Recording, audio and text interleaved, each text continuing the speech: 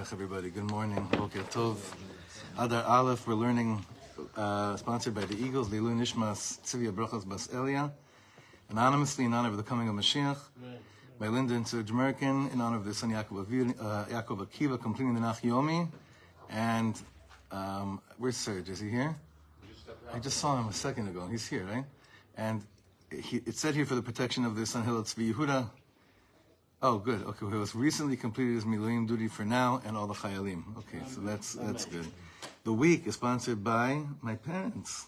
Wow. Commemorating my grandmother's 26th yahrzeit. Chaya Rachel Bas Tzvi Hirsch. Amen. Sounds like a Gera. Huh? She was from the Gera? No, that's her husband's side. She was grandma.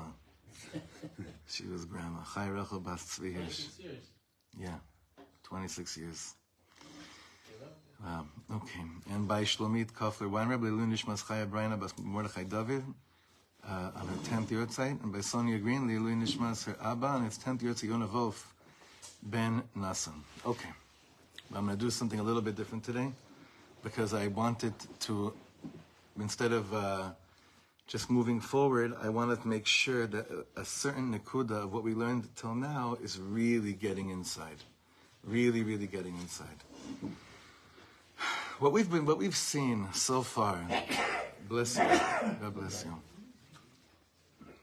I need extra attention today. But what we've seen so far is that we're dealing with the mitziyut, the reality here of loads of mistakes. Just like mistake after mistake after mistake when it comes to the country. You know, it seems like that's what we've been seeing so far. Loads and loads of mistakes. While Rav Ginsburg has shown us as well is that be'emet, like Rabbi Nachman says, ma'amin she'yicholim lekalkel, ta'amin she'yicholim letaken. Now, what if you believe that you could destroy, you could also believe that it could be fixed. What midah is needed in order to believe that something can be fixed? What midah is needed for that? Anava. Why is anava needed for that? Because you need to be able to say something wrong. Because you need to be able to admit that something was wrong in the first place. So in order to fix, you don't necessarily have to be a gibor, a physical warrior. In order to fix something, you have to be a spiritual warrior that's willing to say, maybe I did something wrong. Maybe something went off. I'm sorry, I used to joke, but when I used to work for a sales company, my boss used to call me telling me I'm sorry. It's like, stop apologizing, it's a sign of weakness. After I realized that, no, that's a sign of strength. Right. So to be able, that's the point. Mamash kacha. My first boss in Israel told me never apologize. In this country, no, זה הנקודה. זה בדיוק הנקודה what you're saying. You see? That's exactly the shortish of something. זאת אומרת, for years we've had these amazing moments of gvura, but in the big picture it's been rosh bakir, which means, I don't know, in English it doesn't sound so... banging your head against the wall. Yeah, so the midah that's needed when it comes to how Rav Ginsburg has developed tikkun hamidot for us to live a life, to live a completely different experience here in Eretz Yisrael, has to go through this refinement of understanding what the Torah of mistakes is all about. The Torah of mistakes is a whole Torah. Now, one of the greatest treasures I ever got in my life was a collection of tapes which are about 3 weeks of recordings of R Shlomo Carlebach, July 1976, during the 3 weeks, where he taught every single day in Rechavia, Rehov Ben Maimon. One of his close Talmid followers, they're not in the world anymore, Gavriel and Monique. It was a few houses down from where I ended up living, and because in my heart and soul, I was completely immersed in so much Torah that happened on that street. It was literally tripping. Just walking down, every time to go to the Makol, it was like, you know, I just heard all the Torahs that were said out of the building that came, you know, that was right next to the Makol. And the amount of teaching that came down during those 3 weeks basically formed the book, The Soul of Jerusalem, more or less. because it's just pounding in there the deepest depths of Churban and Binyan of Yerushalayim. Now, one of the most important teachings that I ever saw in there, and that now I'm going over again because I'm editing the last version of R Shlomo Dvarim in English to get out for this year as well, because Vayikram B'Midbar were now submitted in English, and now Dvarim is being submitted Bezrat Hashem in the next 2 months. I hope, so that it can all come out at the end of this year and then complete the whole Simchat Torah. I want us to look at something from R Shlomo about understanding the pnimius of Eretz Yisrael that goes hand in hand, mamash, with how Rav Ginsburg has showed us this. It's basically taking all the deep Torah we've been learning, but now just putting some sugar on it and giving it to us painfully sweeter right now. We're giving the medicine a little bit sweeter, because this nekuda of tikkun ge'ava, of tikkun anava, is not just a b'diavad. When it comes to, this is so deep, okay, what I'm about to say right now. The tikkun of gaiva, when it comes to Eretz Yisrael, is not b'diavad. It's actually lechatchila. L'may nafkamina. What's the difference between the two? Is that you may look at yourself and be like, well, I got to be better because I fell. If I didn't fall, I wouldn't have to be better. That's basically Galus teaching. That's outside Eretz Yisrael teaching. The teaching of Eretz Yisrael, of holding on to Eretz Yisrael, is to realize in the deepest depths, in mamash b'pnimi shebapnimi, is that when it comes to Eretz Yisrael, the tikkun itself, lechatchila, is the tikkun of ga'ava, the tikkun of anava. I know that's a very high concept because that doesn't add up based on the way that we understand logic even, but most things that really our life depends on, it's not because it added up logically. It's because yesham malkiv yoter amok. So before we move on, and if you see the next perek in Tikkun HaMedina is already dealing with Keter, you're starting with the highest level, starting from up here of super consciousness, of attaching myself to a lot of super consciousness. I want to make sure that we understand b'pnimi, what is the Torah of Eretz Yisrael? What does it mean that the ikar nekuda is to be able to lift up fallen ga'ava, like he called it ga'ava nefula. So this is a teaching. This one I made copies today, but there's just one cloud that I want to share with you. This is the type of Torah we used to learn, not here so much, but mainly in Yerushalayim every day. The tricky thing with this is that because it's in English, our minds will take us to read the next line. But it's just the way it is. Listen, when I learn with Israelis text, they also go to the next line. Because it's in Hebrew, I understand it. I'm telling you that it'll be chaval for you. Because it may be in English, but it doesn't work like that. It's not like another line. This is one of the deepest Torahs in the world that I've ever seen. And I think it'll really put us in a spitz place to take it to the next level. I hope I have enough for everybody. If not, you just have to share, or you just have to open your heart and listen.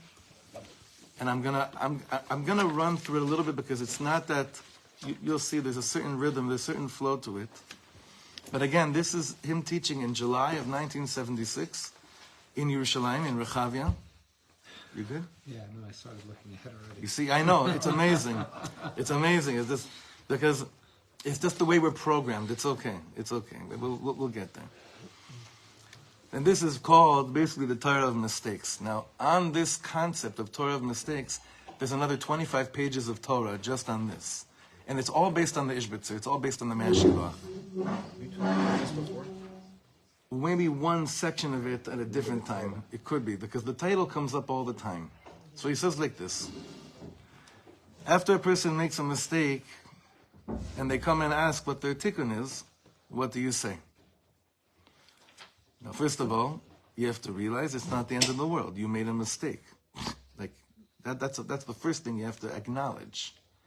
You made a mistake. It's not the end of the world. See, but the people that say never apologize, for them it's no, it's the end of the world, so you can't admit that you made a mistake. So the Ishbitzer says, and he quotes you the Beis Yaakov, the Mashilach's son, that Adam was driven out of paradise for this exact reason. We eat 100 wrong apples a day. The sin of Adam HaRishon was that he thought that after you make one mistake, you're out of the whole thing. And you start hiding. So imagine a couple gets married, and after a few days they get into a fight. He eats the wrong apple, she eats the wrong apple. So therefore it should be over. Anyone here never eaten a bad apple before? The secret of life is that you have to start all over again. And the Torah begins with the word Bereshis to let you know that the secret of life is to begin again, not just once a day, but sometimes 1,000 times a second. And this connects us to another teaching based on also Reb Shimon Bar Yochai, and the Beis Yaakov brings this, that Bereshis spells out the word Bet Reshit, a second beginning. The world was created through this. Who are the ones that master the avoda of Bet Reshit? Those that understand that they need to start again, which means those that have anava. Maybe achna'ah is the word. Achna'ah, whatever word you want to use. Here it can be interplayed. But those that understand that what? Rosh Bakir is not going to work. To stop. You're like, the Torah started dafka to give me space to keep on starting over again. And here I want you to know the deepest depths of the Torah. Now this next paragraph it's atomic, okay? Anything which is outside of me is not that important. Anything which my whole life doesn't depend on, I can know it by simply learning it. All the things that the essence of my life depends on, I can only learn by mistakes. Do you hear how deep this is? There are certain things that unless I know them in the deepest depths of my heart, unless they reach the deepest depths of my neshama, they haven't reached me at all. I want you to open your hearts in the deepest way. What's the deepest depths of Yiddishkeit? It's okay. The first thing is to mamish believe in God, as simple as it is.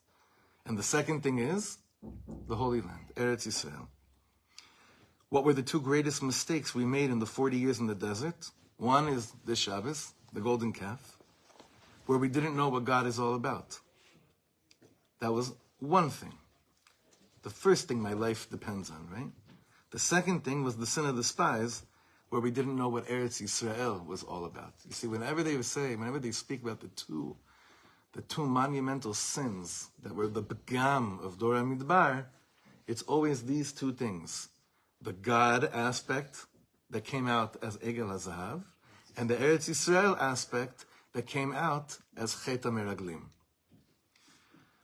Now the Rambam says, the hardest thing in the world is not to be influenced by your environment. It says this, brought this down in Hilchos Deos, in Mishneh Torah.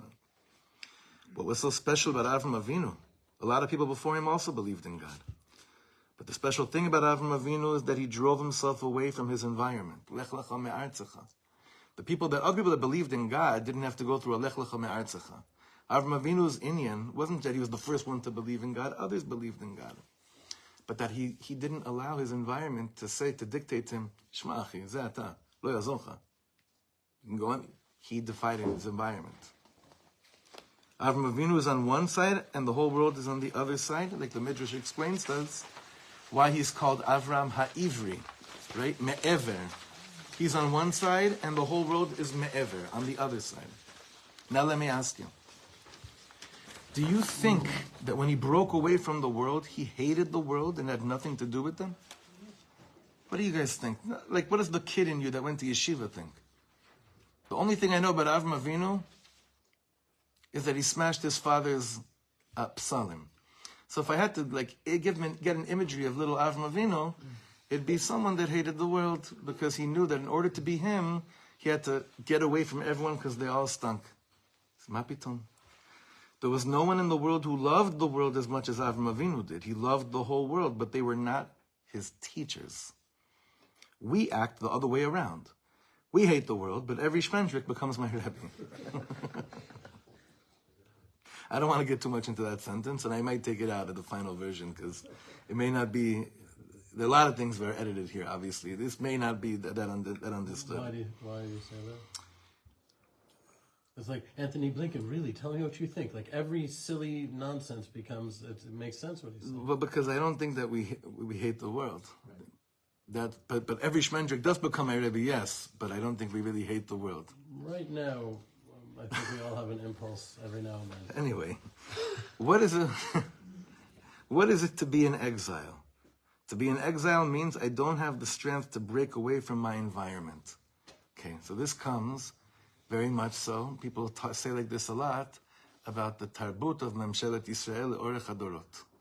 Le'orech HaDorot, for generations, the culture of the governing factors in the country are very, very much influenced to an extreme by what the world would say. If it wasn't, there's no way in the world we would have gotten close to any type of mess like we're in right now. For whatever your logical reasons are, you want to say it's an arms issue, whatever the inyan is, it's still a matter of not having enough strength to completely break away from my environment, what they call ha-kehila haben leumit. Okay? That's how we were learning it until now, from Tikkun HaMedina. And here I want you to open your hearts. Now here he gets to the Torah of Eretz Yisrael. The 4 books of Moshe, meaning Breshit, Shmot, Vayikra, and Bamidbar, are all about Dor HaMidbar. That's still the Galut. But Moshe Rabbeinu here, this is basically in Parshat Dvarim. He's talking to the generation who were on Mount Sinai, crossed the sea, and went into the desert. And now, sadly enough, after 40 years, they're all gone. It's now a new generation.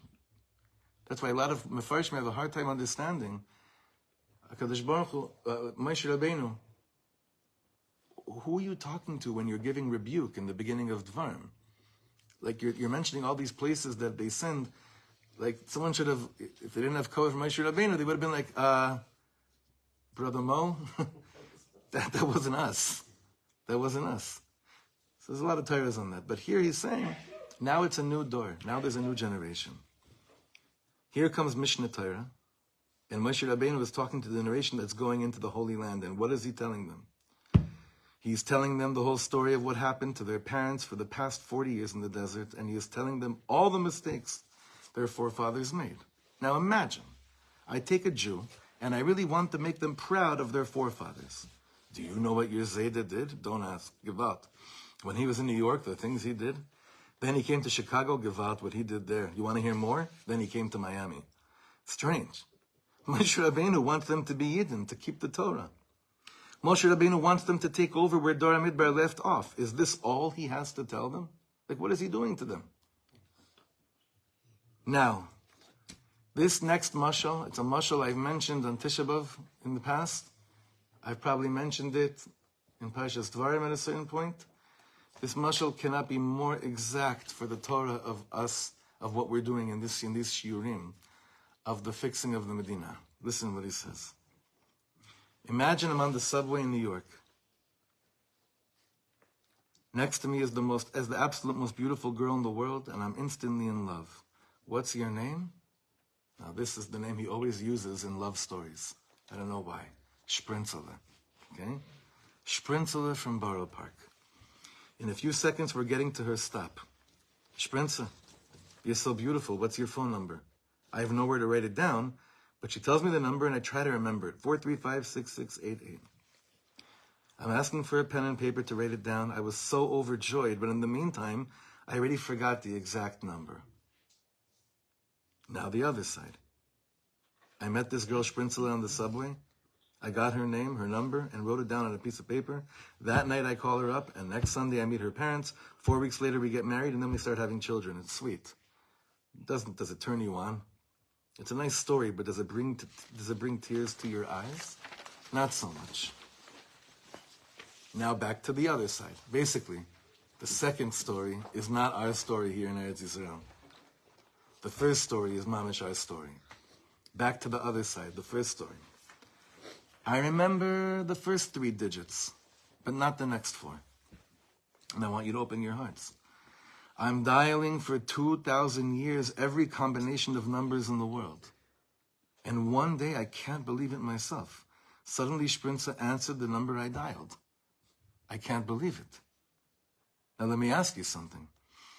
Would you say that now, after knowing the right combination, I know it the same way as if I would have remembered it from the beginning? Gewalt is it deeper. you understand what he did with this mashal? Now he said, we began dialing the number the right way about 75 years ago. I think that's a little bit what he's saying here. We're still dialing the next set of wrong numbers over and over and over again. But eventually, the way that I'll know God through the Torah of mistakes, which is what Eretz Yisrael is all about, cannot be compared in iota to anything that has to do with knowing the Ribbon Shleilam when things go right and things go straight. And things just go because I learn information, I do this right, and weiter. That may have kept us alive in Galut for many, many years. That was enough for me to hold on to my Yiddishkeit, to learn the right vort, to know the right halacha, to act on it. But when it comes to Eretz Yisrael, it just doesn't work like this. And look at us. It's mistake after mistake after mistake. And yet what's the holiness? Is that we keep on dialing. We keep on dialing. Because we want Sprinter. Because we want Sprinter. Because she did something to us. Yes. Sprinter did something to us. That moment on the subway is Matan Torah. That moment on the subway is Matan Torah, that we were all there. She did something to us. En ma lasot.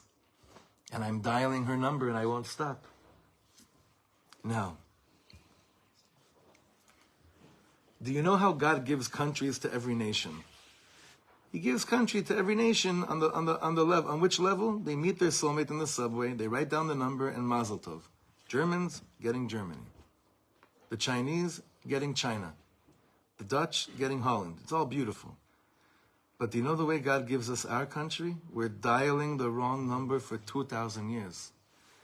When it comes to us Yidden, first we make mistakes, then the world wants to kill us for our mistakes. But the way we're getting to know God is not to be believed. The way we know God after the golden calf and the sin of the spies is so deep, so much deeper than it would have been had we not messed up with Egel Azav and with the Meraglim. He's basically saying, can you imagine, if we got the Torah in Har Sinai, we did everything right, and then walked into Eretz Yisrael, we may have been there, but what would have been our knowledge, our Das Elokim? What would have been our knowledge of Hashem? Comparison to messing up and for years and years and years dialing that number to try to get it right again. You can't compare the two. But a person without, let's go with what Yishai said before, because it does fit in very much today. But I don't want to lose the anava aspect of it. But even though it's the same shorish, really. It's the same shorish. I meant it because of Knan. I know it's what you meant, but I'm saying it's the same shorish of avoda.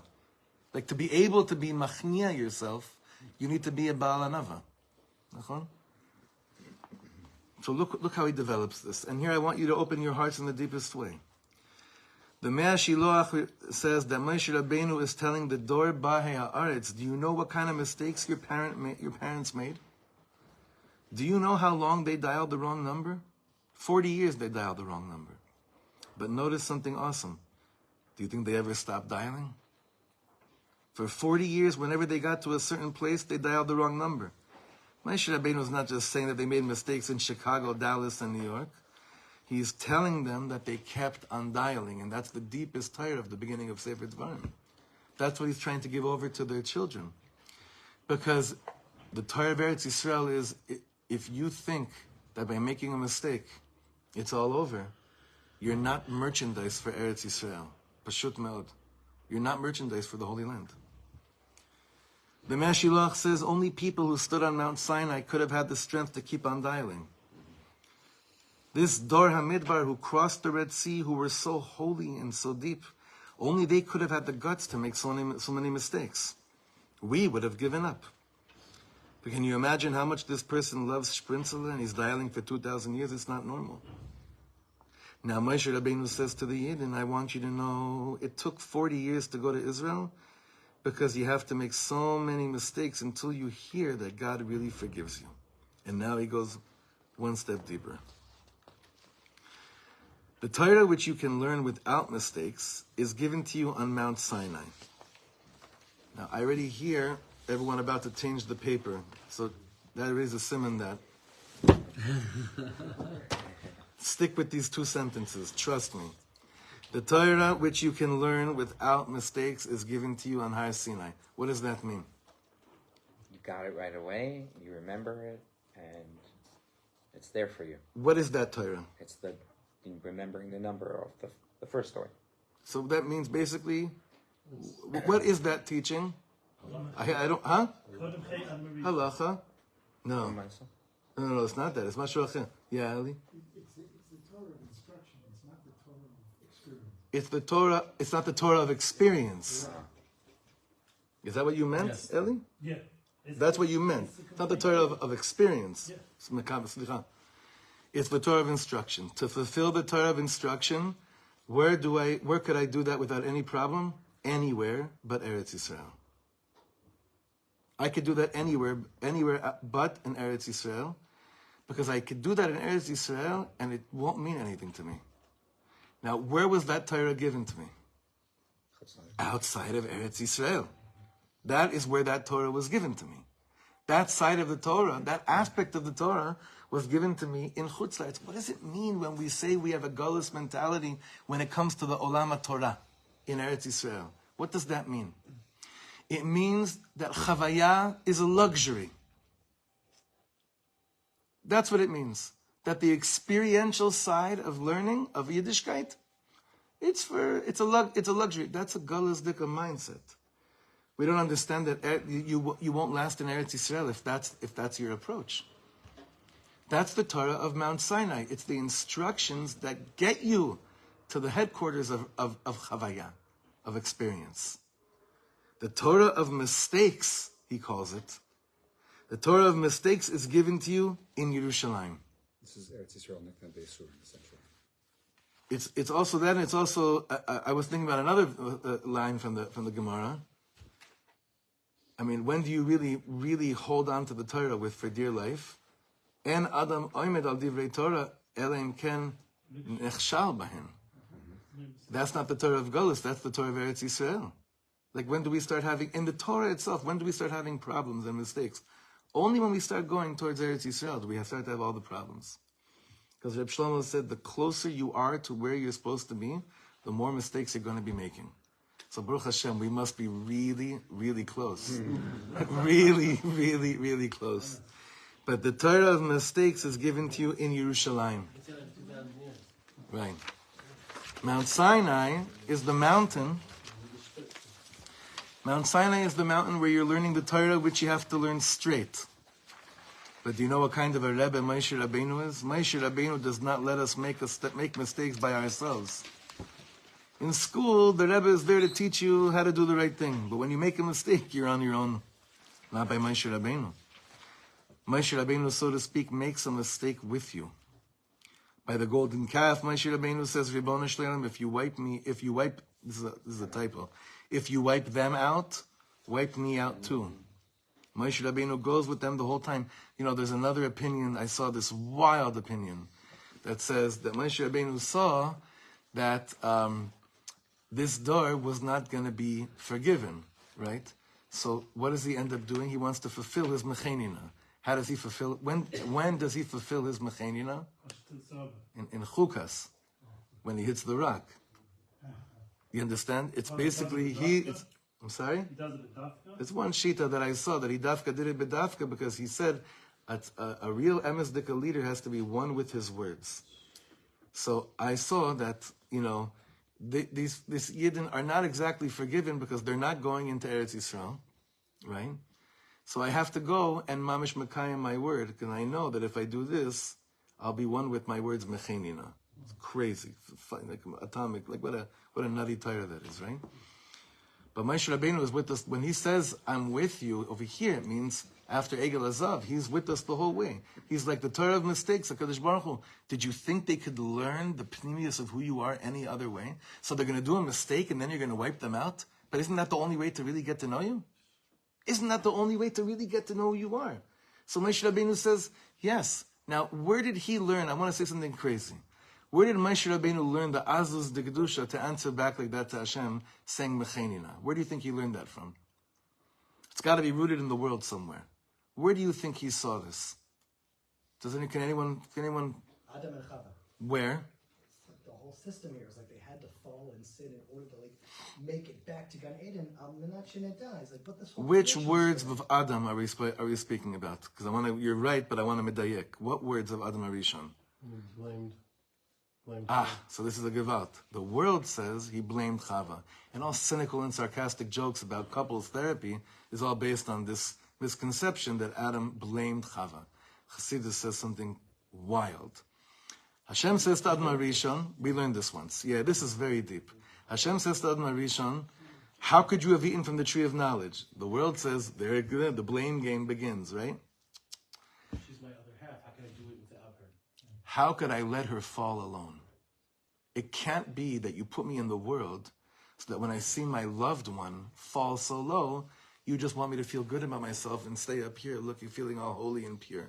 So when he says, Ha'isha asher natata imadi, basically Adam Arishon is saying, there's no way that you're such a shallow God that you'd create me and allow my beloved one to just start dying and me just being fine sitting on a throne of cleanliness and purity. Now, how do we know that that's basically what he was saying? Because what does God respond to Adam when he says that? Nothing. He doesn't respond to him. He doesn't say to him, shtuyot, stop trying to be a cop-out.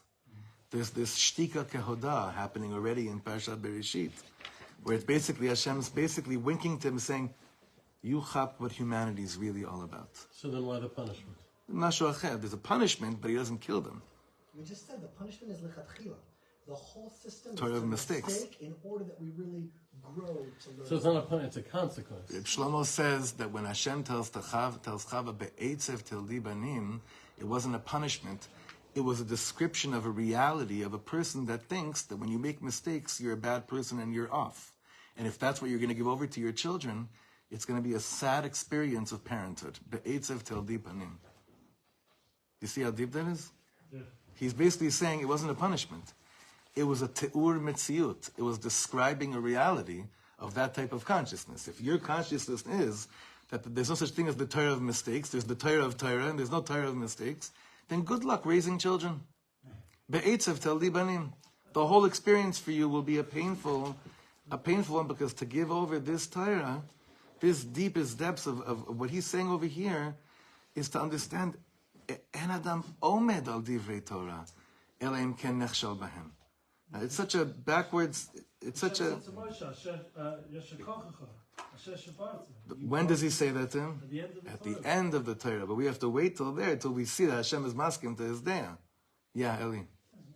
I'm sorry. I'm going to say two things. One Yeah. is this gives a whole new level to Nahamad Chsufa. Explain that for the Chevra, what that means. There's this idea that why do we have to work in the world? Why do we have to do this shtaglus? Why anything? God created the world so that we work and we have a feeling. One level is we have a feeling like we earned it, because there's nothing worse than getting a free gift at the end of the day. We completely reject something we don't think we deserve. So God says, all right, I'll give you a way to earn, right? To pay it forward, as it were, pay it backwards. I'll give you a way to earn. But this way of mistakes is really a thing where we can really learn. This whole derech is that's the way the cake is baked. That's the way you could stand at the end of the day. En adam omed al divrei Torah, unless he is mastering the Torah of mistakes, which is the Torah of Eretz Yisrael. And the second thing was just to the side point that God also told Moshe, when he says lech reid, he's giving him space. Like, it's very nice up here with me, but you know where your place is. Gewalt. Lech reid. That's gewalt. It's such a shgacha that this is all happening in our parsha. Okay, let's end this piece over here. Moshe Rabbeinu's day is Simchat Torah. Now that's based on a teaching that from all the Moadim and everything, David Malka Mashiach, his day is what? Hoshana Rabbah, because of the Ushpizin. Right, but on Sukkot I'm saying his day is Hoshana Rabbah. Aaron HaKohen is the whole Bechina of Sukkah. But the special day, besides the Ushpizin of Sukkot, Nerot Kufa, was the day when thousands of Yiddelach were killed this year by us. And that's why this even freaked me out even more. Because Al Pi Chasidus, Moshe Rabbeinu's day is really Simchas Torah. Why? Because what am I doing with the Torah and Simchas Torah? Am I learning it? No, I'm taking Shivrei Luchos and Luchos, and I'm just dancing with it. They're both in the Aron, right? I'm just dancing. Can you imagine what Simchas Torah is going to be like this year? Luchos v'Shivrei Luchos Monachim ba'Aron. So Moshe Rabbeinu's day is Simchas Torah. What are we doing on Simchas Torah? We're not taking out the Torah and reading it and learning it, because reading the Torah has to do with Mount Sinai. That's Shavuos. What are we doing on Simchas Torah? We're dancing with the Torah. We're thanking God for all the mistakes we ever made.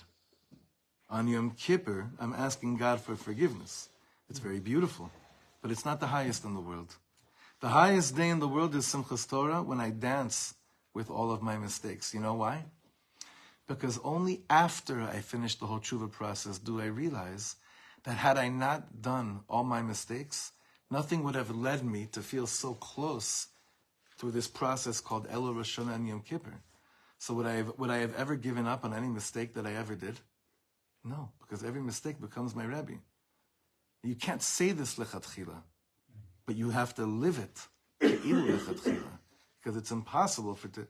You can't lechatchila. This is one of the reasons why the Ishbitzer has a lot of schools of thought that say you can't learn this stuff, because you'll come to a maskana that if this is the highest thing in the world, let me start with the highest, and that is, let me go to that place. Like a lot of, over the years, there's a lot of, where people do mechaz, where they had these, anti-Ishbitz rallies, it was always based on these things. Yes, Yosef. In the past, you said that anybody who says that they have no regrets, it's a Christian mentality. But based on this, we can't have any regrets, because it's where we... While I'm in the process, I have to listen to what the Rambam says. While I'm being cleansed and it hurts so much, of course, it's like when I broke my leg and before I'm in a cast, or even while I'm in a cast, when the fracture is still there, I do regret climbing on that ladder to act like a fool, which made me fall and break my leg. But the Torah that I learn about the holiness of the body, hashgacha, all other things, noticing people's care for me, only comes after the tkufat of the havra'ah. So in retrospect, I'm like, thank you, Rebbeinu Shalom, for all these mistakes, yet I have no schus to say, l'mechatchila, I got to go and do as many mistakes as I can to learn the Torah of mistakes. Meaning it's going to happen to you anyway. It's going to happen to you anyway. Only the Baalei Gaiva, no, it won't happen to you, because you're always right. You know what to do. So you're mastering the Torah of Chutz La'aretz. Torah of Chutz La'aretz says I don't have to. That's Galus. Yeah. Most of my mistakes I do again and again and again. How old are you? How old are you? 48. Yeah. We just mentioned a 2,000-year-old mistake. Paul, we just mentioned 2,000 years. There was a wrong number. You're getting nervous over 48 years. Yeah, but come on. Okay. That's united though. But ooh. It is. But it's my want to not fall in the same hole again and again and again. It's like, Let's go. Give it up to him. What's your real question? What's your shaila? What's your what? No, I want to know. I want to hear what's your shaila. so, I mean, we're saying here we're learning, we're growing from the mistakes. But how can we keep falling into the same, It's a fair question. I think it's a question that all of us have. You're just gutsy enough to say it. Right on. That's what I think. Yeah. I think every one of us has that shaila, but it just doesn't look so good if we say it. So you're like, Yosef Atzadik goes down to Egypt first because he knew that the brothers had to go down there and get shmutzik. So Yosef Atzadik says, I'm going to go down there first, and that's why he was chosen. So you basically just did the same thing. We're all in that shaila. But he's also right. But it's also... Shnia. Love you. You already gave one dart. He's going to cry for a week now. Chakeh. It's not... It's be better. Oh, you want to do tshuva? Go for it. It's... did you make the mistake in the same exact way that you made it? That's very deep. Or did it take you longer to make that mistake? And then maybe you thought about making a mistake and you didn't make the mistake. Very and good. You fell the next time. And you were aware that you were making it while you were making Correct. it. Very good. So then you're not in the same place. You may be making Another mistake, it's not necessarily the same because it's different. Meaning, this is what I mean to say. Chavre, just please, יש פה הרבה, אני חייב הרבה focus, guys. This is באמת, this is not kindergarten stuff. It's deeper than what they're teaching in any yeshivas today. I'm trying to give over to you the secrets of everything. Listen. Our minds are wired in a way that don't allow us to be vulnerable. We run away from that place.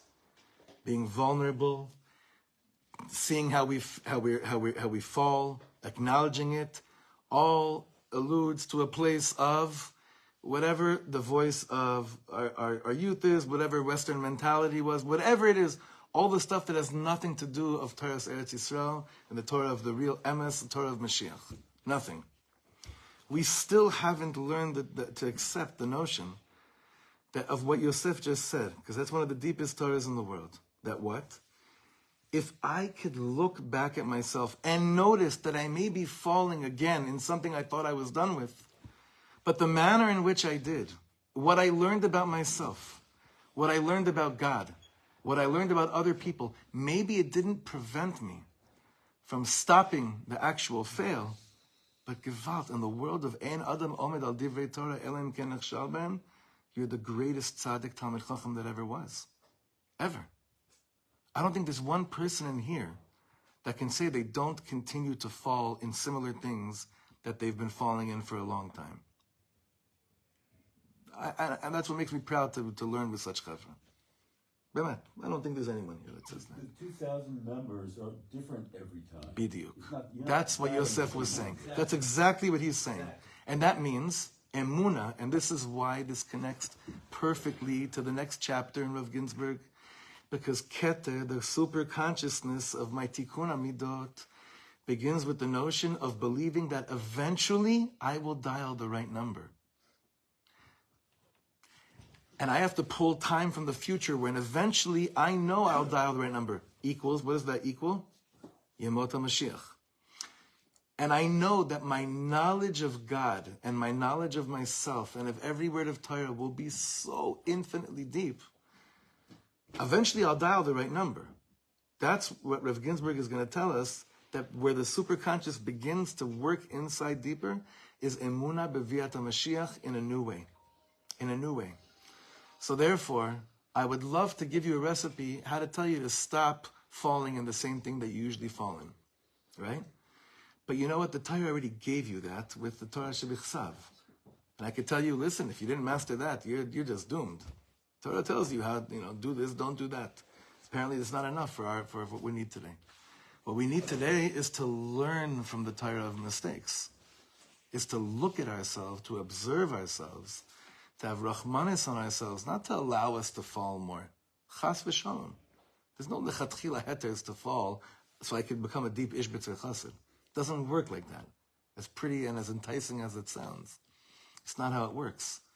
It's to have the hachna'ah and the anava, to realize that the only way I conquer Eretz Yisrael is through the Torah of mistakes. There's no other way. There is no answer.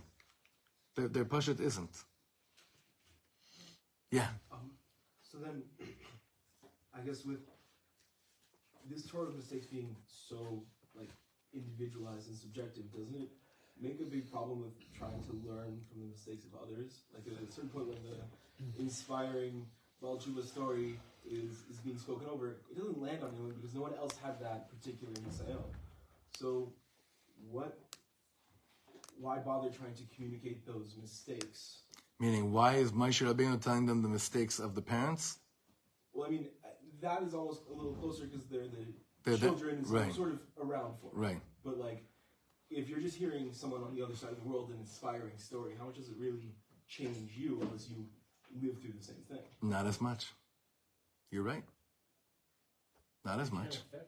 But it still does. It's intellectual. No, but he's not saying, we're not saying it doesn't, yeah. But the things that really, really, really, really change you, it's your own. 100%. Now, it does touch you. Of course, yesterday I was telling the Chav in the Kollel, I once saw the Amshnover Rebbe say a bracha. I'm dented for life from the way I approach any bracha forever because of what he did to me. Sometimes I wish I didn't see him say a bracha. because I feel so low sometimes after I say brachas.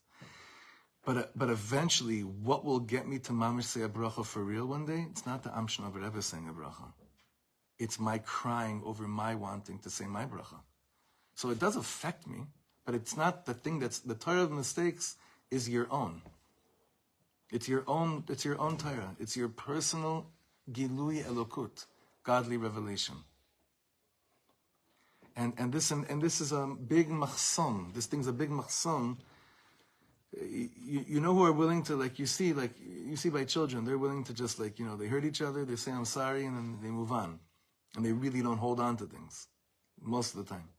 They actually don't really hold on to it. They have this inyan, this thing of being able to just let it go.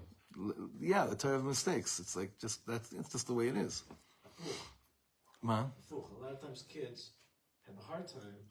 They're stuck in the moment. You have to help them. Be like, what you did, just the shame. They're very ashamed, very embarrassed about it. They have to teach them. Be like, it's okay. You made a mistake. It's all right to go on. A lot of times they're stuck in that moment. But just for that moment, and then they're. No, it takes them time. Sometimes you have to help them. I would say afuch al afuch. I would say that's actually more like adults. I see that in shul stuff. But a lot of times when a kid's embarrassed, you have to help them. Nachon, but I'm saying by an adult, that Torah is infinitely more shayach, what you just said. Infinitely more. A child falls down, he's not going to want to go to that place. Why? Because there's a busha about the Torah of mistakes. He says it here. Look. This is like a. I'm going to say this second to the bottom paragraph again. Moshe Rabbeinu's day is Simchat Torah. What are we doing on Simchat Torah? We're not taking out the Torah and reading it, because reading the Torah has to do with Mount Sinai. What are we doing on Simchat Torah? We're dancing with the Torah. We're thanking God for all the mistakes. On Yom Kippur, I'm asking God for forgiveness. It's very beautiful. But it's not the highest yet, right? It's not the highest in the world. The highest day in the world is Simchat Torah, when I dance with my mistakes. Sadly enough, when we listen to this paragraph, this is crazy. And it's so true. Even here in Shirat David, okay? Even here. Look at this. Look how true this is. Sadly enough, when we get old, we get disgusted with our mistakes. But who are the biggest mevinim on mistakes? I once played at a day school in Cincinnati, and it was a very big concert. At the end of the concert, there was a little group of young yeshiva kids, ages 5 to 12, dancing like mad. Then there were college students. Then there was a group of older yidden. The kids were dancing like mad, falling over each other, but who cares? They got up and continued to dance. Then the president of the yeshiva slipped and fell. He was okay, but his wife thought it was a heart attack. So the older people stopped dancing because one of them fell. You know what it is?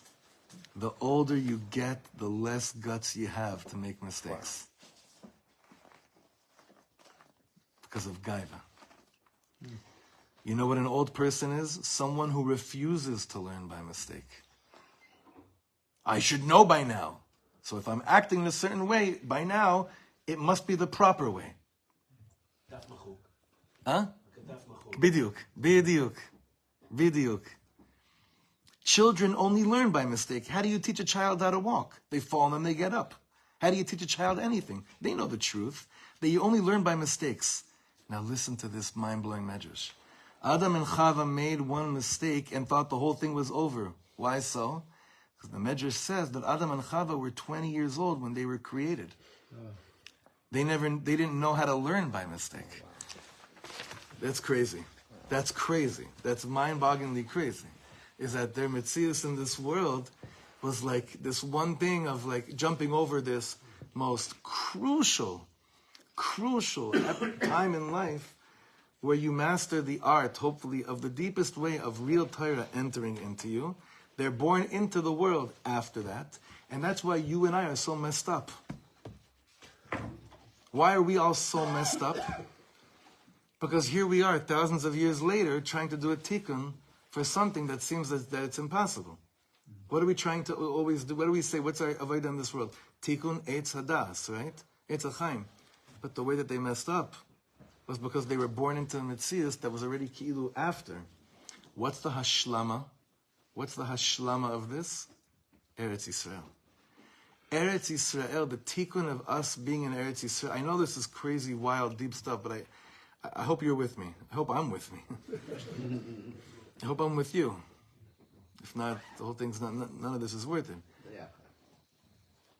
Eretz Yisrael, the Torah of Eretz Yisrael, is the Torah of En Adam Omed Al Divrei Torah Elim Ken Nechshal Behem. It's the Torah of mistakes. Adam and Chava messed that up. Why? Because based on this medrash, they're born into a metzius that's already after the time when a human being goes through this avoda of Torah of mistakes with much less hardship. Why is this tikkun, this last tikkun before Mashiach is coming, of us holding on to Eretz Yisrael, grabbing Eretz Yisrael? Why is it so difficult? Why is it the hardest thing in the world? So it's two reasons. One, because to really become a Baal Anava is the hardest thing in the world. It is. It's the hardest midah to conquer. It's the hardest one. And that's why we have so much trouble with it here in Eretz Yisrael. It's the hardest. Chokhmah, it's not so hard. Bemet. You go through Mesilas Yesharim, all the prakim there of Nekiyud, Rizut. It's hard, it's not so hard. Anava, that one is the hardest. But we understand that us coming to Eretz Yisrael is the most, like Rav Ginsburg said, speaking up about peace in Eretz Yisrael in a non-Mashiach context is not just wrong, it's dangerous. Because it's me'avet, it's an ivut. Rav Ginsburg told us speaking about peace in a non-Mashiach context here, as we've seen, has been used in the most hafuch way of Kedusha. Hafuch, the exact opposite. Our coming to Eretz Yisrael to do a tikkun for this final stage of tikkun of the gaiva in a real way, and mastering the Torah of mistakes in a real way can only come through utmost anava, and we have it actually extra hard because even though we say we're all from Adam HaRishon, there's one thing in the world that never was: the first 20 years of Adam HaRishon. That world of mamish mastering the Torah of mistakes clean before Chet Eitz Hadas never took place in the world. It never existed before. Our tikkun here is to be mashlim those first 20 years, which never actually took place. A mitziyut of 20, the equivalent of 20 years before the sin of the tree of knowledge never existed in the world. And that's the hardest tikkun to do. And that's what we're actually doing. No wonder why it's 2,000, 3,000 years already, and we keep on dialing the wrong number, because once we get that right number, the way we will know the Ribono Shel Olam, the way we will know everything we ever had to go through, the way we will love, the way everything will shtim, is something the world has yet to experience. And that's why Rav Ginsburg is going to start with the highest, in Keter. Keter, the place of Keter, the avodah of Tikkun Amida, of the super consciousness of Keter. Reishi's, and you'll see how he develops it, is reminding us that there will be a time where Mashiach is going to come, and believing in that, and drawing strength from the future. Drawing strength from what will be. And the ability for us to draw strength from what will be is so talui in the midah of anava and achna'ah. It's not to be believed. That's the ability. That basically gives it to us. It's like we're an older nation. We're the oldest we've ever been as a nation. Nachon. So it plays right into that last Nachon, paragraph. it does. Just a disclaimer, there's no heterim to try to do Averas right now. Okay? No, there's no heter right now to go and master the Torah of mistakes l'chatchila. It'll happen to you b'di'evid anyway, trust me. It'll happen to you b'di'evid anyway, trust me, yes. This seems to be crying for one ever recurring issue, and that is the issue of responsibility. Children don't know anything about responsibility. So if Adam HaRishon missed that time, he did not know what it's like to have no responsibility. So not to reject responsibility, you just don't know what this is. Right. Okay. So somehow the children have to be brought to know what responsibility is. Right. And sadly, I think that's where the mistake happens that gets us to the problem here. That responsibility is almost always connected to being wrong, to being guilty, right, and to avoid that, avoiding, which makes it impossible to live this way. Mm-hmm.